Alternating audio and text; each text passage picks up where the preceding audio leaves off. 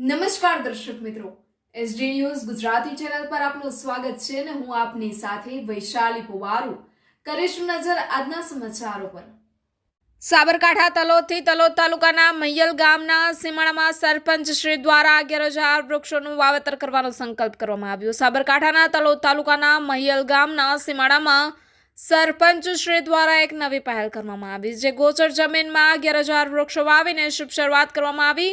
આ પ્રસંગે તલોદ પ્રાંતિજના ધારાસભ્ય શ્રી ગજેન્દ્રસિંહ પરમાર, મહિયલ સરપંચ શ્રી ભાનુમતીબેન દિલાવરસિંહ ઝાલા, ડેપ્યુટી સરપંચ સવિતાબેન રૂપસિંહ ચૌહાણ, શ્રી હિતેશભાઈ શેઠ, સુનિલભાઈ ઉપાધ્યાય, ગુજરાતસિંહ ઝાલા, હરપાલસિંહ ઝાલા, અશોકભાઈ ઉપાધ્યાય, લખુભા ઝાલા, કનકસિંહ ઝાલા, વન સંરક્ષણના સાહેબ શ્રી ખૂબ મોટી સંખ્યામાં મહિયલ ગામના આગેવાનો, વડીલો હાજર રહ્યા હતા।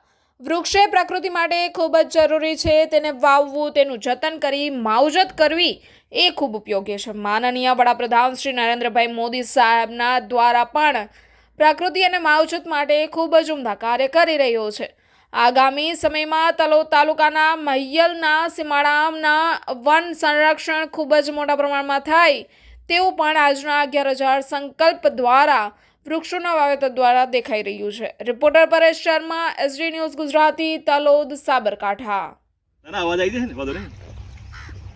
આજે સાબરકાંઠા જિલ્લાના તલોદ તાલુકાના મહિયલ ગામના સરપંચશ્રી માનને ભાનુમતીબા દિલાવરસિંહ નિર્ધાર કર્યો કે ગામની અંદર પહેલું કામ જો મારે કરવું હોય તો વૃક્ષથી શરૂઆત કરું। વૃક્ષ આપણા માટે જીવનમાં ખૂબ મહત્વ હોય ત્યારે એમને આજે નક્કી કર્યું કે મારા વૃક્ષ એક 11,000 વૃક્ષ વાવવા છે અને આજે 11,000 વૃક્ષનું તમે જોઈ રહ્યા છો કે હાલ સ્થળ ઉપર અમારા વનકવચના અધિકારી માલમ સાહેબ તથા અમારા ગામના અગ્રણી વડીલ માનને હિતુભાઈ શેઠ સાહેબ સર્વે ગામના આગેવાનો સહિત અહીંયા ઊભા થઈ તો અહીંયા આવી અને વૃક્ષોનું વાવેતરનું પ્લાનિંગ કર્યું છે અને આવનારા સમયની અંદર આ જગ્યા પર 11,000 વૃક્ષો તૈયાર થશે।